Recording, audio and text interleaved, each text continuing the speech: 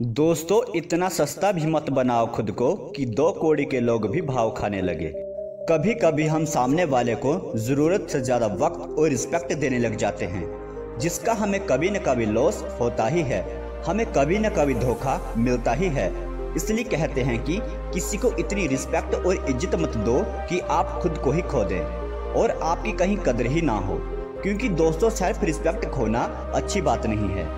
काफ़ी बार ऐसा होता है कि हम समय के साथ किसी इंसान के इतना करीब आ जाते हैं कि उनसे हमारा लगाव काफ़ी ज़्यादा बढ़ जाता है, इतना कि उस लगाव के चलते हम अपनी इज्जत कब खोने लग जाते हैं ये हमें पता ही नहीं चलता, और सामने वाला इस बात का खूब फायदा उठाकर अपनी मर्जी से जो जी मन में आए वो करने लग जाता है। इसीलिए इस वीडियो में आज मैं आपको बताने वाला हूँ कि कोई आपकी कदर न करे तो क्या करें, अपनी इस खोई हुई इज्जत को कैसे वापस लेकर आएं। इसके लिए सबसे पहले आपको जो काम करना है वो ये है कि आपको दूसरों से पहले खुद अपनी वैल्यू को समझना होगा।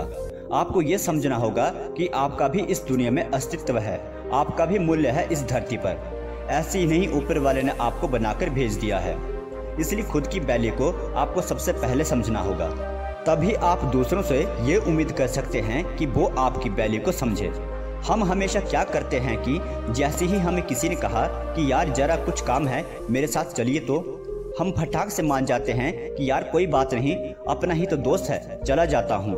हाँ ठीक है, दोस्ती यारी गलत नहीं है, लेकिन एक बार आप भी नोटिस करना कि जब आपको कहीं किसी काम से जाना होगा तब आप भी उसी दोस्त को जाने के लिए कहोगे, तब वो आपको आगे से क्या कहता है। ज़रूरी नहीं यह बात सभी पर लागू हो, लेकिन ज़्यादातर ऐसा ही देखा गया है कि किसी का कॉल या मैसेज आता है तो हम एकदम से रिप्लाई कर देते हैं, जैसे हम उसी का ही इंतज़ार कर रहे थे। इससे सामने वाला यह नहीं सोचेगा कि वाह यार कितना बढ़िया दोस्त मिला है मुझे, उसी वक्त रिप्लाई कर देता है। नहीं, वह यह सोचेगा कि आपके पास कोई काम ही नहीं है करने के लिए।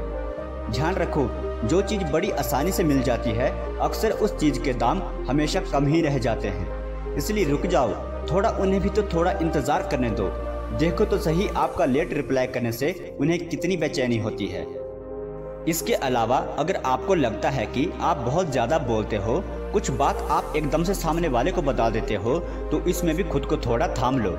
आप सिर्फ इतना बोलो जितना की ज़रूरत हो। ज़रूरत से ज़्यादा बोलोगे तो कोई आपकी कदर नहीं समझेगा, और जब आप कम बोलना शुरू कर दोगे तो आपकी बात को और गंभीरता से सुना जाएगा, जिससे कि आपकी बात से सामने वाले पर अच्छा खासा प्रभाव पड़ेगा। इसके बाद एक और आदत जो हम सभी के अंदर होती ही है, दूसरों को हमेशा खुश करने की आदत। दोस्तों, आप चाहे कितनी ही कोशिश करते जाओ, सामने वाला कभी खुश नहीं होने वाला। वह सिर्फ अपने हिसाब से ही खुश हो सकता है।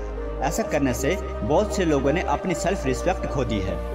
इसलिए खुश रखना चाहते हो तो खुद को खुश रखो। खुद से पूछो कि आपको क्या पसंद है, किससे आपको सबसे ज़्यादा खुशी मिलती है, फिर उस काम को करो। आपने आज तक देखा होगा कि जिस आदमी के पास खूब सारा ज्ञान होता है, अच्छी नॉलेज होती है, उसकी वैल्यू हर कोई करता है, क्योंकि उसने अपने ज्ञान को बढ़ाकर खुद की वैल्यू को लोगों के बीच और भी ज़्यादा बढ़ा लिया है।